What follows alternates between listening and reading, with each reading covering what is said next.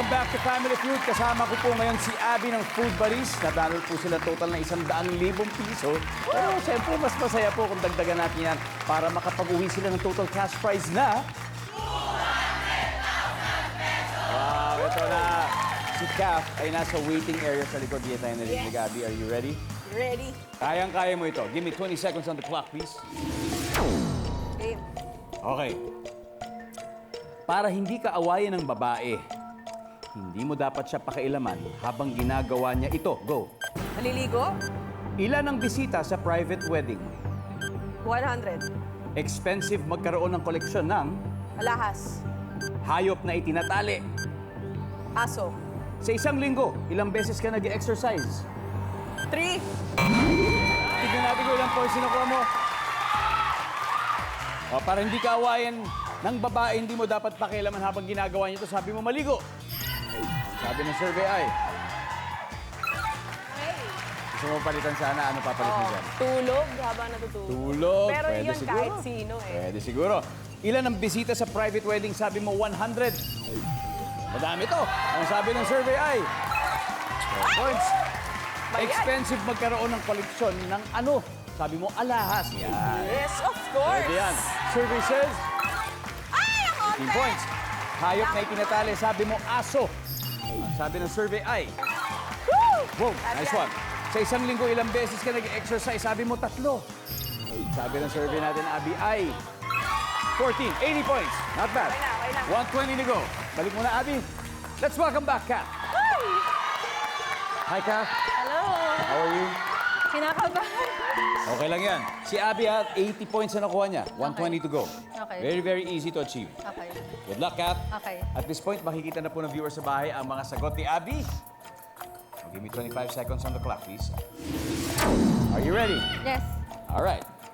Para hindi ka awayan ng babae, hindi mo dapat siya pakialaman habang ginagawa niya ito. Go! Nagme-makeup. Ilan ang bisita sa private wedding? 50. Expensive magkaroon ng koleksyon ng blank. Kotse. Hayop na itinatali. Aso. Kung sa aso. Pusa. Sa isang linggo, ilang beses ka nag-exercise? 3. Isa pa. 2. Let's go, Kat. You need 120 points to bring home the additional 100,000 pesos. Para di ka awayan ng babae, hindi mo dapat sa pakialaman habang ginagawa niya ito. Sabi mo, pick up. Ang sabi ng survey ay, boom! Top answer. Ilan ang bisita sa private wedding? Sabi mo, 50. Ang sabi ng ating survey ay, boom! Top answer ulit. Expensive magkaroon ng koleksyon ng kotse. Sabi mo, survey says, top answer mo naman! Tatlong top answer! 16 points ang ating hinahabol. At may 2 tanong pa na natitira. Kath, hayop na itinatali. Ang sabi mo, pusa. Ilan ang nakuha dito ng pusa? Survey says, meron! Ang top answer, obviously, ay aso. Nakuha mo, Abby. One more. Sa isang linggo, ilang beses ka nag-exercise? Ang sabi mo, 2. So, 6 na lang. Ang tanong, ilang puntos ba ibibigay sa'yo nito? Survey says...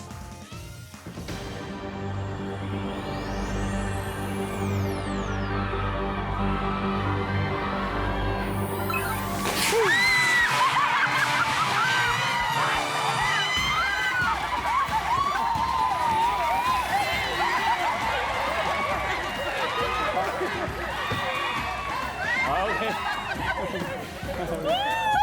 Alright. Ito lang po ha. Magkaliwanagan tayo dito. Gusto ko lang i-reveal yung top answer ng huling tanong. Sa isang linggo, ilang beses ka nag-exercise? Ayon sa 100 taong sabi nila, wala, 0. Hindi sila nag-exercise. Pero hindi ibig sabihin yun ang tutularan natin, ha? Kailangan na kailangan po natin mag-ehersisyo. Napakahalaga po para sa ating pangangatawan yan.